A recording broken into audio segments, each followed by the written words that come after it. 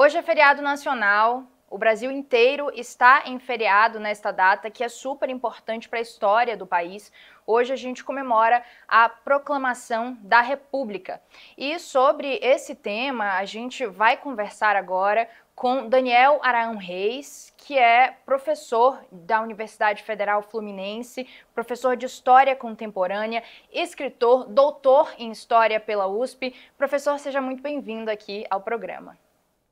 Obrigado, é meu prazer estar aqui conversando com vocês. Bom, para começar pelo começo, como a gente fala, o que foi o dia 15 de novembro de 1889? Foi um dia que tomou a população de improviso, né? A população ficou muito surpreendida com aquele golpe. Foi um golpe, né, que introduziu a República no Brasil, como mostrou muito bem o grande historiador José Murilo de Carvalho.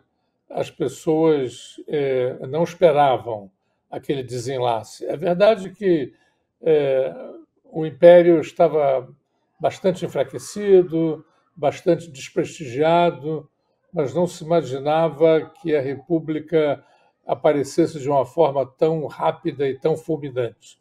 Foi um golpe de Estado, empreendido fundamentalmente por militares, mas contando com o apoio de grande parte das elites do país, que já, por motivos diferentes, não se não confiavam mais no Império, não estavam dispostas a sustentar o Império.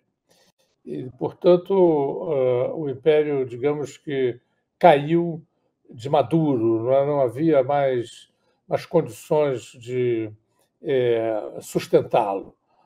Portanto, através de um golpe militar fulminante, a República se instaurou, inclusive surpreendendo muita gente, né?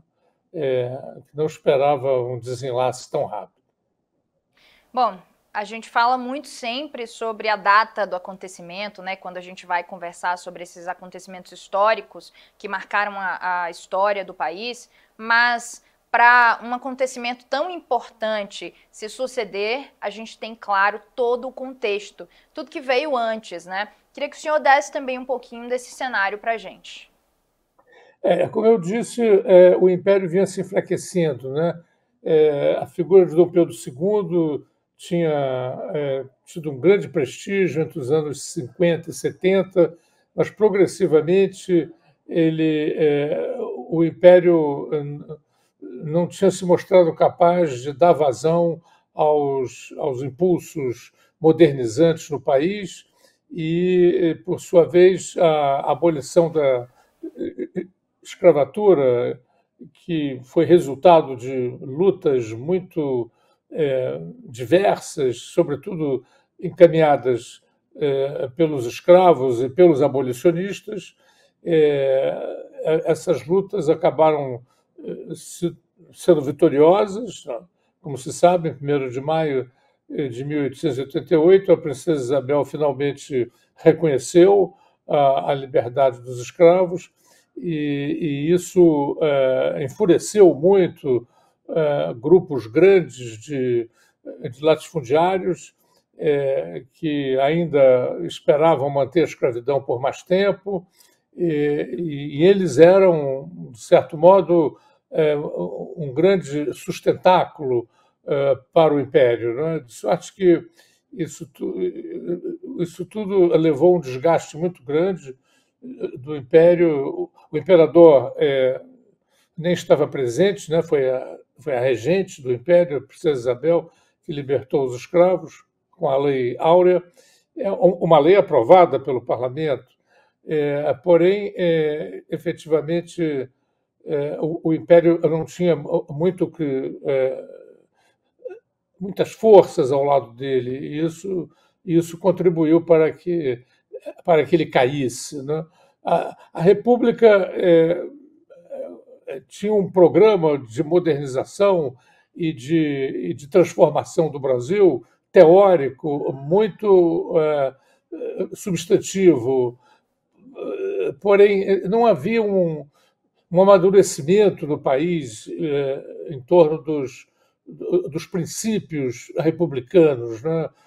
República, como diz o nome, é res publica, é quando realmente a coisa pública se torna ao alcance da cidadania, que pode então participar do governo.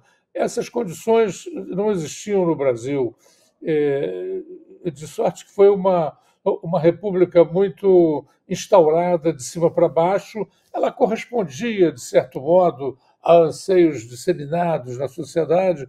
O movimento republicano vinha se desenvolvendo no Brasil já há algum tempo, porém ele não tinha conseguido uma força avassaladora de modo a se impor como um processo de expressão social, como um processo que revelasse um amadurecimento social.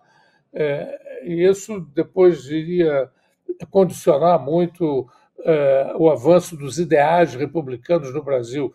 Durante ainda décadas, a chamada Primeira República, até 1930, o Brasil ainda continuará com suas estruturas econômicas e políticas ainda muito enraizadas no antigo regime, né? Ou seja, realmente você tem um quadro de uma república que se impõe um tanto quanto, embora ela correspondesse a anseios sociais e a um certo padrão de desenvolvimento econômico já realizado, ela ainda estava muito longe de representar um movimento que tivesse uma âncora sólida, né, na sociedade brasileira. O senhor começou até a falar, né, sobre os dias atuais, pincelou só um pouquinho, mas o senhor é professor de História Contemporânea, né, da Universidade Federal Fluminense. Então a gente não tem como não trazer o debate para os dias atuais. Como é essa república hoje em dia? O que ela mudou daquela república que foi instaurada em 1889? Quais são os principais desafios, as principais problemáticas atualmente? Eu diria que o Brasil passou por um processo muito profundo de transformação da proclamação da República aos dias de hoje.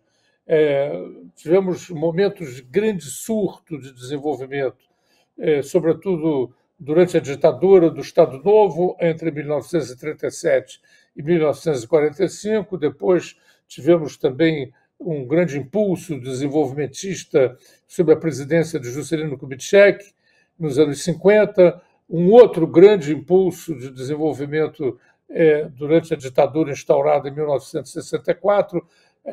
Entre 1930 e 1980, o país foi um país que mais se desenvolveu em escala mundial, né, se transformando de um país eminentemente agrário num país industrializado e urbanizado. No entanto, esse processo todo de desenvolvimento foi feito à custa de um aprofundamento das desigualdades regionais e sociais. Você tem hoje um país de mais de 30 milhões de habitantes que vivem numa situação de insegurança alimentar, que é um eufemismo para designar uma fome endêmica, né? As pessoas jantam sem saber se vão almoçar no dia seguinte. Por outro lado, extensas camadas da população, apesar dos progressos econômicos, apesar da urbanização, vivem marginalizadas, não têm uma consciência clara de cidadania, não têm uma capacidade de participar efetivamente da vida política do país. Não é? Nós temos eleições regulares, isso é um ponto extremamente positivo, devem ser cada vez mais aperfeiçoadas, porém, para além das eleições, no processo político geral, grandes massas da população brasileira ainda se encontram à margem, têm direitos muito restritos e têm uma capacidade de participar também muito limitada. De sorte que eu penso que uma república sem cidadania é uma república que ainda é manca, é uma república a qual ainda faltam importantes e essenciais elementos. Eu acho que, embora a república tenha sido proclamada, né, há mais de 100 anos, ela ainda precisa se transformar numa verdadeira república. Basta consultar os brasileiros em geral, em qualquer cidade brasileira, para você sentir um reclamo, uma reivindicação muito grande e uma descrença que cresce em relação à democracia brasileira. Enfim, a res pública, a coisa pública, precisa ainda se tornar verdadeiramente pública nesse país. E esse é o grande desafio da nossa República. Professor Daniel Arão Reis, grande historiador do nosso país, muito obrigada pela entrevista. Sou eu que agradeço a oportunidade. Tchau, tchau e até a próxima.